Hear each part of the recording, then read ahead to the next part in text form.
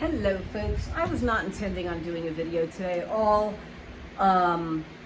It's really hot out.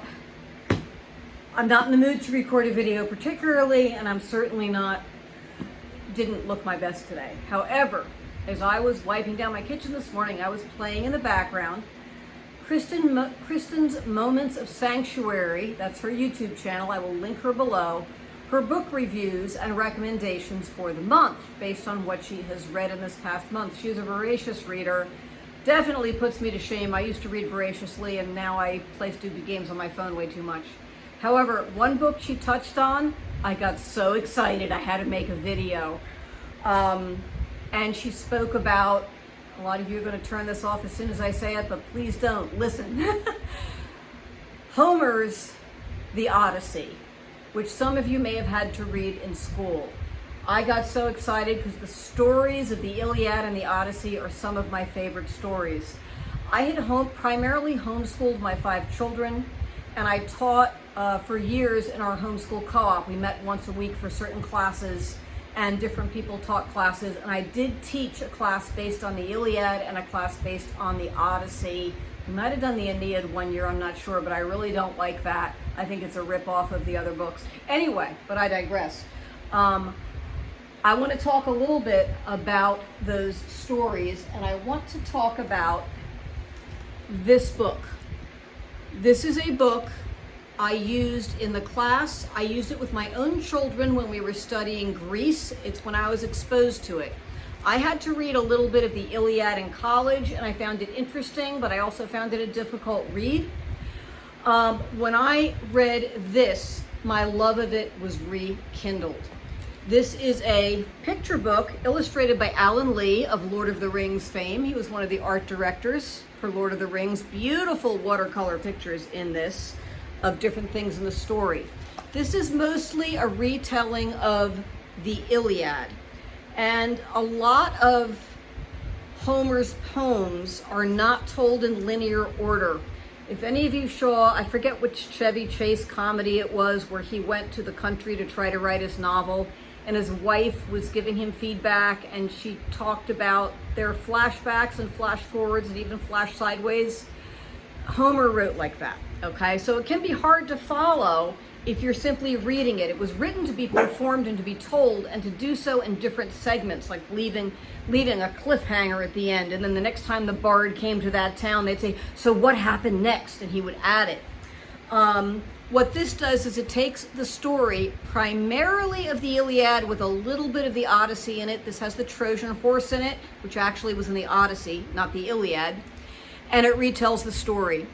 This is by Rosemary, Sutcliff. It's called Black Ships Before Troy. It is a faithful retelling. Here's about the text in it. It's not just a little picture book.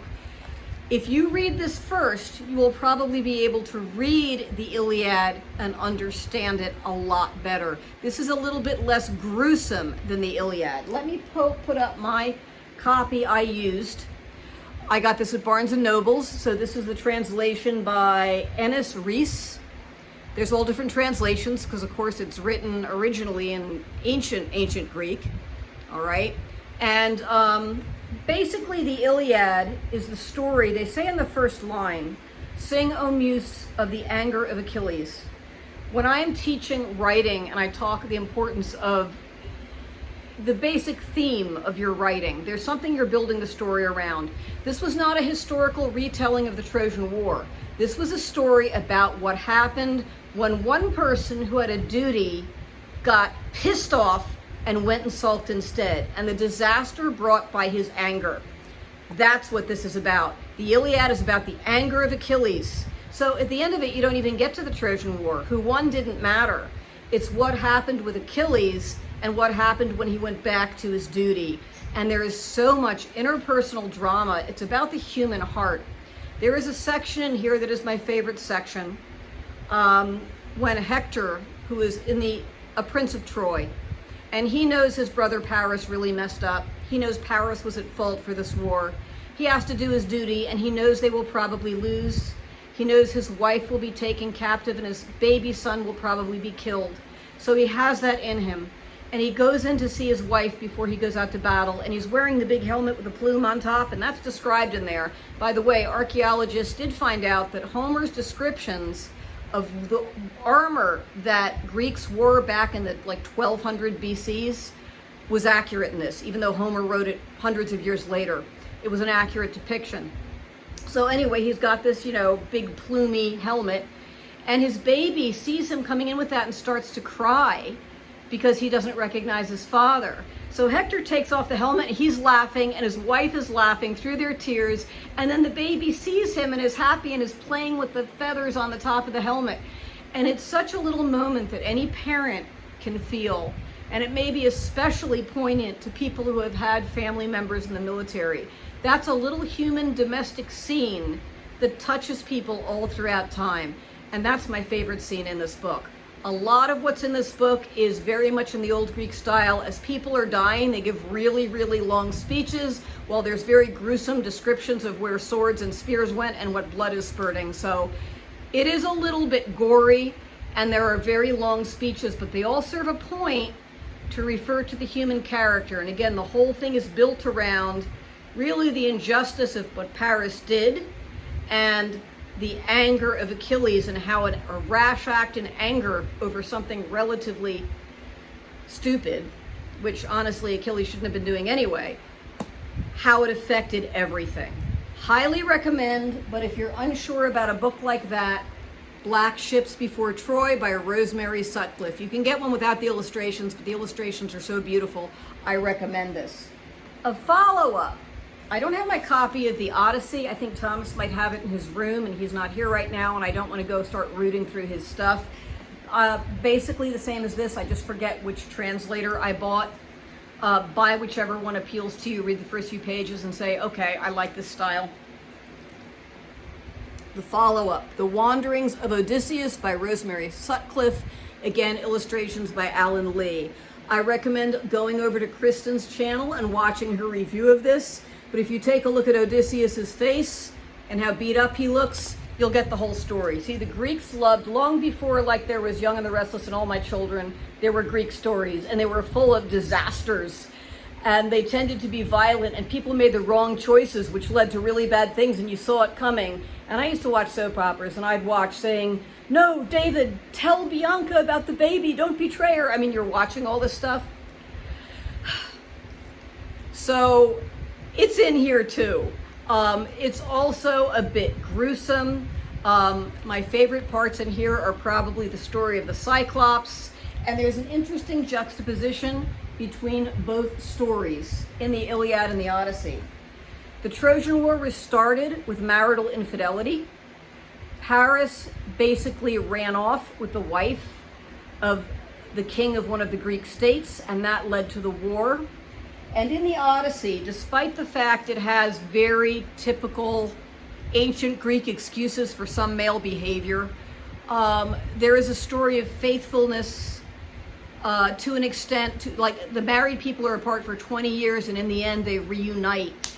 And Odysseus is not a good guy. He is an anti-hero, I would say. He is not a hero. But I thought that Homer, in writing both these stories, had a very interesting juxtaposition.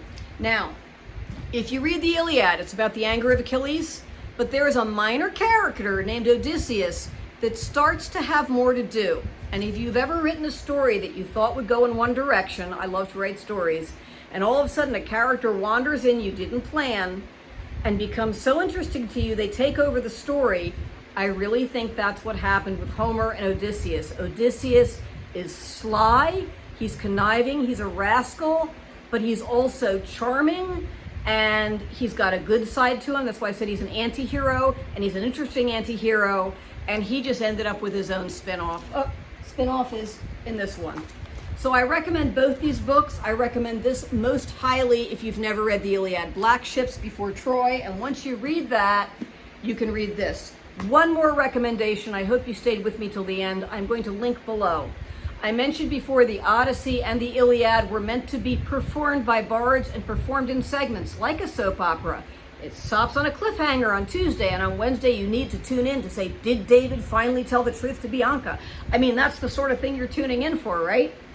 So Elton Quick was a working actor. You can look him up on Internet Movie Database. He was on MASH a couple of times. He recorded on YouTube a couple of his in-person performances of a few segments of the Iliad. And after I read both, I loved watching them because there was such a difference in the performance. I actually emailed him from an old email on his YouTube link, and he emailed me back, and I said, can I get a copy of this on DVD to take to my class? And I ended up buying two DVDs, one I gave to a friend and one I still have, of him performing these scenes from the Odyssey. I will link to his YouTube channel and presentation below. Highly recommend. And you might think, oh, these aren't for me, I'm just not that educated type. Trust me, these stories are timeless and they're awesome, and don't let whatever happened in school destroy them for you. So, Alan Lee, Rosemary Sutcliff, Black Ships Before Troy. If you read it, let me know how it went. All right, I will see you soon.